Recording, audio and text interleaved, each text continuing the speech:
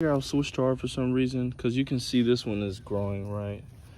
And it's been growing very slowly. That Swiss chard has been there for 2 months and it has refused to grow. But this one, on the other hand, is just doing so well. Disguised, I don't know if it's because it's hidden in the kale or what they do for each other, but it's definitely a connection here. Because this one actually planted first, and then I planted the forest of kale. But it's doing really good. It's been ravaged a bit, but it's still eatable and salvageable, right? And then we have here, I had some turnip greens here. I pretty much pull all of them out, but you may see some sprouting here and there. You know, they're still sprouting. Have some still growing, but I pulled the most of them out because they had gotten dry and dead. They had reached the end of their life cycle. And like I said, a lot of these plants I'm growing for the first time, so I like to see the whole life cycle. So that way when I plant it next, I know exactly what to do.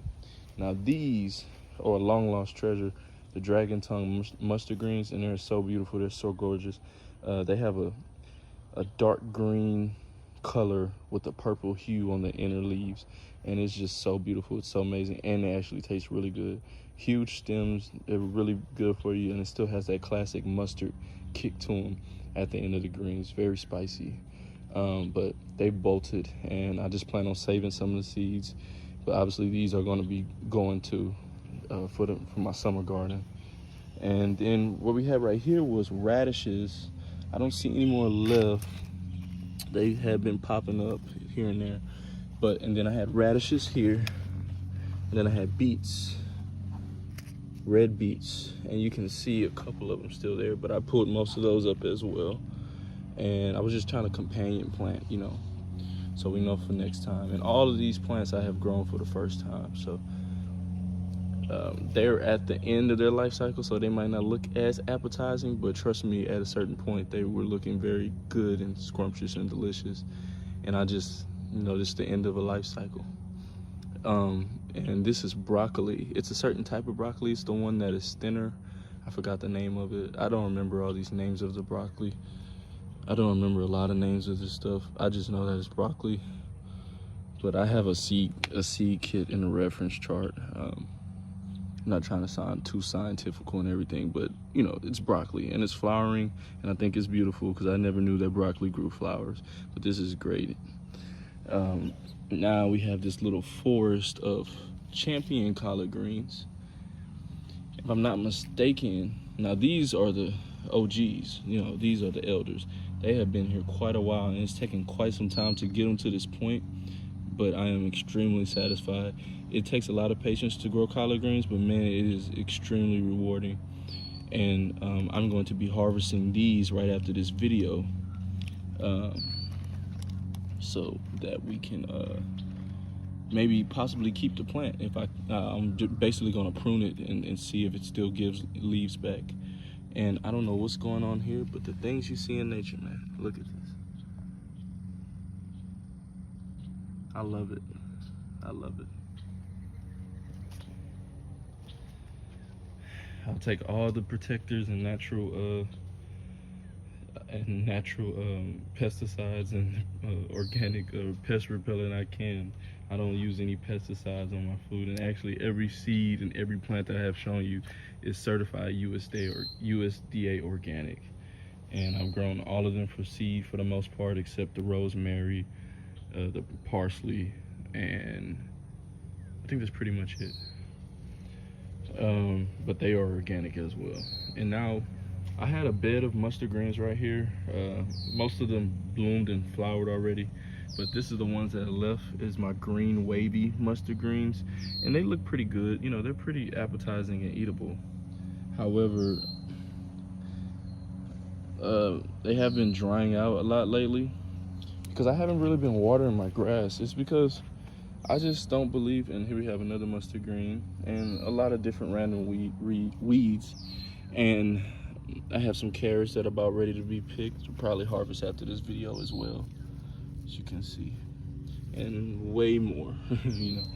So we'll have to dig into that. I probably won't finish it all tonight, but definitely getting those collard greens out of there. And you know, as far as me, how I like to garden, I like the neglect method, or not necessarily neglect, But I believe that every plant can grow on its own. It does not need to be watered because the earth waters itself. So if you're growing something out of region, yeah, you may have to water something less or more depending on the environment you're in. But for the most part, with the humidity here, we have not constant rain, but enough rain. And this is why I use mulch, because it locks that moisture in. And yeah, it may look dry on top sometime, but underneath that, the soil is very moist and nutrient rich. Like if we could just dig a hole in here, you can see how good that soil is, right? Like look at this. This is some really good soil, and it wasn't like this. I had to change it. You know, it's still clay-like to an extent, but as the years go by, it'll get a lot better. But that is really, really good soil, you know. And when I first started this garden bed, I dug it by hand with a shovel only, and it was just grass. It was just grass, just like that. And I had to uproot all the grass, and I had to get some more soil, and you know, I did different fertilizers, kelp, bone meal, a lot of different things that I put in there just to cure the soil, and not really cure it, because I don't really believe in tilling the soil. I don't believe in changing anything from its natural components. You know, I mean, just over my backyard, I don't know if you can see, is a huge field, and I'm not stepping right there because that's where that spider is. But you see, it's a huge open field. And with that huge open field, if they didn't cut and mow the grass all the time, you would see a plethora of plants growing, and nobody waters them. Nobody, you know. So why am I going to run my water bill up when nature has already done that for me? And the results and the proof is in the pudding. Yes, some have dried and died out, but it's only because of the heat and temperature changes.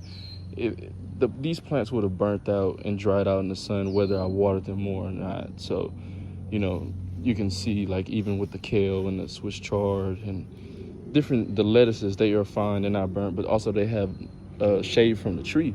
However, this tree has just grown his leaves. This is a tallow tree. It's just grown his leaves and provided shade for them just in the last month, but it has been thriving even when it had direct sunlight. So, you know, my methods works for me. I don't know if it worked for you, but I think it is the most sustainable method, is, you know, to create a forest floor or a jungle floor environment where there's wood chips, dead leaves, and it locks the moisture in, and it also keeps giving them nutrients after nutrients after nutrients. You still want to fertilize it with a fertilizer you like, but this is what's been working for me, and that's what I like to do.